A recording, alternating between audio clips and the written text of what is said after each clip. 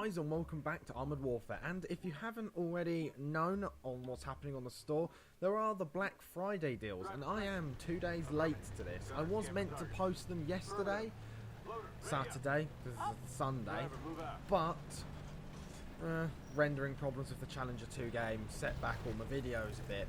So, here we have 2 games of the Mercenary vehicles. We have the VFM Mark V and the 2S14 Zhalo-S. 2 of my favourite tanks and probably my 2 favourite mercenary vehicles, and I can say they are very, very good, and I really, really like them because they are what I read, I think, somewhere on the forums, is that they're actually the 0.12 version. Don't quote me on that one. I may be wrong, but I did read somewhere that they are the 0.12 version of the vehicle, not the 0.11 as we are playing now. So that could be a reason why they're very, very good. The VFM here, for instance, the hull traverse speed is it's just an all-round better tank. I really, really enjoy it. And then added on top of the retrofits that I have on it, which is the Explosive Propellant Mark II, 6.25% more damage. It's always helpful on a light tank to dish out more damage than you originally could. We also have the Hull Reinforced Mark I, which is also another really good thing. More HP to our vehicle, so we can dish out damage for a longer period of time, take more hits. As well as the Supercharger for our mobility one, giving us, I think it's a 3% higher top speed, as well as 10% more hull traverse. Hull traverse is always helpful on a light tank, whether it's to be circling someone, getting out the way of another tank like so, responding to another flank, or angling your hull quicker. It's always a helpful thing to have. But the VFM does get 4 retrofits, so my last one is just the Advanced Intercoms Mark II, which gives me a 6.25%, I think it was, crew skill increase thingy. You know what that is. Which is just overall helpful. 6% better crew. Yeah, I'll take that. Bit better reload, bit better aim time. It's just a nice thing to have on. That's what I have on my VFM.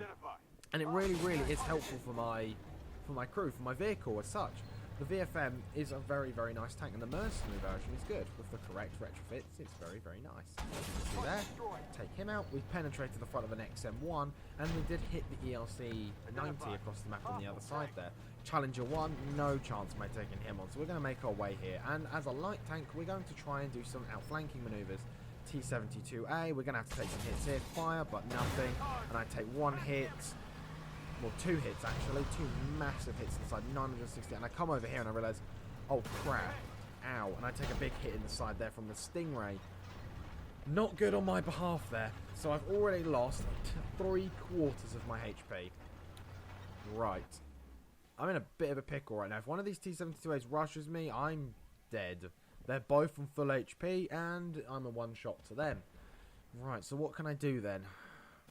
Right, we're going to have to sit back and watch how the battle unfolds. Watching a battle unfold is always a really good thing. Watching how they go on the mini-map, what they do, and what happens. So this T-72A round here is not paying attention. Come round, shoot him straight in the hull, and back up fast. Knock out his driver. Well, wound his driver, shall we say. Doing only 360 damage, which is... it's good for the gun. With our retrofits on, I might change some of the retrofits I have on now from the propellant. I might get some of the artillery ones, like the magnetic actuator. That's always a really helpful one, and this gyroscopic stabilizers are also really, really helpful. Give you some good buffs, and for reload time, aim time, damage, yeah, they're good. So what's happening over here then? So we've got an XM1, a Challenger, 2 T-72As, and it looks like they're pushing this way. That T-72A looks like he's about to cross. We'll aim up a sec. Can't see his silhouette, but we can shoot him through the wall. Damage his engine, and now I'm really sceptical about coming here because we did get shot in the side before. And I don't want that to happen, so I'm just making sure that we can't be shot over the side. And it doesn't look like we can be spotted either. That guy over there, that RDFLT, is further forward than us, so he should be shot first. Use our speed boost. The speed boost is always really, really helpful to nip around here. Check if the XM1 is not there. No, XM1 can't see us. Break through the wall, come round. Doesn't look like I can see any of them so far. Looks like they're all going around the other flank. If they come back around the way they came, whoa, then we might be slightly screwed. XM1 is in fact going up the mountain, or the little hill, onto the main road. Shooting it through the back, damage his engine. Fantastic. He comes, I think he's about to shoot at me, but he's not. he actually doesn't, he just totally ignores me. So I track him and put one through his side. And did I get him? I may have got him. I can't remember if I did. And I come out and I'm like, oh my god, shoot the Challenger in the turret. Nothing happens and I'm running now. That T-72, I can see him making an advancement on me. Throw some smoke down stem so he can't spot me. Come back. I know he's going to come around and rush me. And so I just aim up, straight through his lower plate and back up behind here.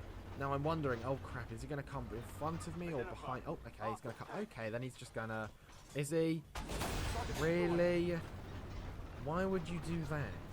He rushed outside on in front of me. Of course I'm on 88 HP and he can one-shot me, but... Really? Are you going to do that? Challenger 1, making the same mistake as the XM1 and blow his engine out, set him on fire. So we did 4,065 damage. The VFM Mark 5 in the standard game at the moment and 0.11. I don't think is as good as this version of the Merc. I think the VFM Merc is better. Don't ask me why. They could be the same vehicle stat-wise, but I just find the Merc better. I play the Merc and I just do overall much, much better than I did before. And I like that, especially when they're both premium, so I can play one VFM, do well, play another VFM. I'm not saying that the standard VFM is bad, I'm just saying the Merc one is slightly better. And that slightly better does make quite a difference to your game. And I highly recommend the VFM Mark 5 Merc. I do. If you're going to buy a Merc vehicle, either buy all of them in the big pack, or buy the two that I'm showing you now, because these two are probably the two best ones you'll buy. The MBT 71, I don't find it very good actually. I find it's a bit weak. It does get penetrated quite easily. So, best on the team, and well, what can I say? We did quite well. And on to our second game in our 2S14 Zhalo-S, moving on from the VFM. And now, many of you people who have been with me for a long time know that I love the Zhalo. The Zhalo is my favourite tier 4 premium, and probably my favourite premium overall. It is a BTR basically, with a very small turret and an 85mm gun. Now, I have said in previous ones in my other premium Zhalo that I've got a very good reload. I think it was 4.5 seconds. But the Merc one, I decided I'm going to go for a different retrofit loadout. And I'm going to go for a more accurate tank. A more accurate and more powerful version. So I've got the chrome barrel lining, which gives me 5% more damage and 15% better minimum accuracy. Which brings this thing's accuracy down to something like 0.05, 0.04 degrees from its 0.09. It is incredibly accurate. And also the aim time from the magnetic actuator is also good. We get a better aim time. I think it's about 3 or 5% better aim time with 5% more damage. So there we are. We've already got 10% more damage and more accuracy and a better aim time. And the enhanced drivetrain. Now I did literally get that probably a few hours ago, which does increase our top speed by about 3%. But it also increases our turret traverse speed by about 10%. 12% it might even be. It's really, really helpful to have on it, because this thing is a pure sniper. So if you get the accuracy, you get the extra damage, and the aim time is good, then you can also snap onto targets faster with the increased turret traverse, which is really, really helpful. And as you can see there, the accuracy, the aiming circle, is equal. It's so small, but of course, I can't hit that leopard, which I don't like. I want to be able to shoot and kill that leopard.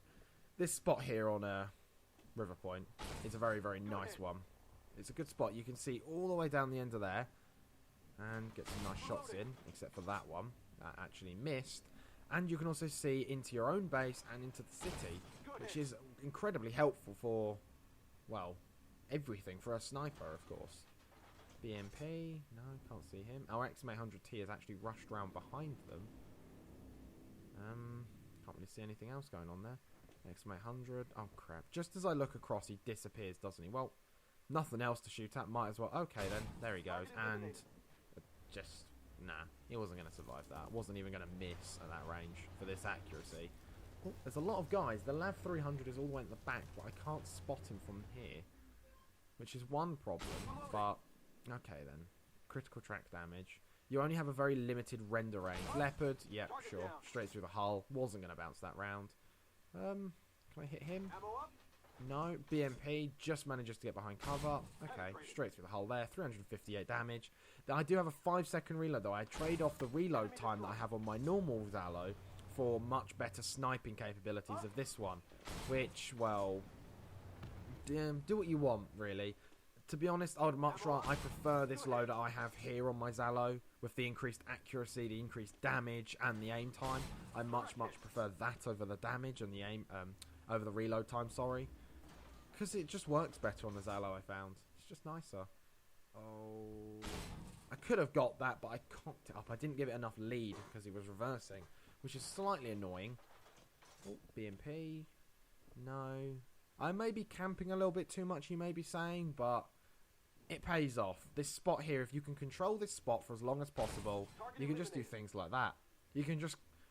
The further back you are, the smaller amount the turret traverse, like this smaller amount you have to target on people. So you can traverse your turret very slightly, not really lose too much aim on them, and just pick them off. Which is really helpful. That T62 veteran most likely needed us at the back here, giving him some support, which we did all this time. Some guys getting angry at me because I'm sitting in the back, so stuff it with, ow, we might as well move. Now that 31 falling damage is the only damage I'll take in the game, just because I'm a bit of a cautious tank destroyer player, especially in a vehicle that's wheeled, its turret is centre mounted, it's got 8mm of armour, and by god this thing is a tugboat. I might as well call it Noah's Ark, it's massive. So I don't really want to be taking any autocannon rounds or any form of shots at all. So you can probably see why that I'm being a bit more cautious, and as well, the old problem of having the crappy internet. My internet is appalling, apocalyptically bad, and oh, I missed up I don't give them enough lead. Don't give my shots enough lead, which is annoying. But as I was saying, my internet is apocalyptically crap. They say it was meant to be 50 megabytes a second, but I barely get 1, which is beautiful. So, well, it runs Armoured Warfare fine. I can get these games out. A little bit of lag here and there, but as long as you guys are enjoying it. Okay, I missed that shot again. And I didn't even get the kill. As long as you guys get gameplay, I'm happy. So, 3 guys left. A Gvozdika, a team-killing XM800T, and a Dragoon 90. Now, that Dragoon does something that I don't know how we managed. I really don't know how we managed, and you'll see that later. There is the XM800T, can't even hit him, and he just gets annihilated by the force coming up here. Look at that. We've just got the army arriving. The cavalry has arrived here. They're just storming up this hill. Right, so they've got to the last position of that Dragoon. Now, take that in mind. That last position of the Dragoon was there. They've passed it. Now, you may be thinking that he's up the top of the hill, but you'd be wrong. Now, that just throws some caution to the wind, because where the hell did he go? How the hell did he make it? How did he move from that spot there in front of every enemy, or every friendly, sorry, there is on the team, to disappearing? He's completely disappeared, and we're gobsmacked. They're all up the top of the hill, and they're like, well, where the hell's he gone? Where is he? So I'm sitting back here saying, well, you know, he might appear somewhere. He might rush down the hill or something, but he's not on the hill. So I'm wondering, maybe he's up in the A1, A2, B1, B2 sort of area. Maybe he's crossed the river or something sneakily. So I'll make a move up here. But he's not. So I come over. No. Well, what's the point? I might as well just turn around. If he's not going to be there, I would have spotted him. So I'll make a move. Oh, Abbott is even going, where the hell is he? Don't know. How the hell did he get to the city? How did he get there? We've got 10 seconds on the clock. And, well, brilliant accuracy. Finishes off the Dragoon. So, guys, these 2 Merc tanks, the VFM Mark V and the Zhalo, they are brilliant. They are absolutely fantastic machines. Really good. They just work. There's not really a fault to them other than the VFM doesn't have any gun depression behind it, and the Zhalo is very long. That's basically the weaknesses to the 2 vehicles. And if you are going to spend some money on the Black Friday deals, I recommend the VFM and the Zhalo if you want to buy them. You don't have to.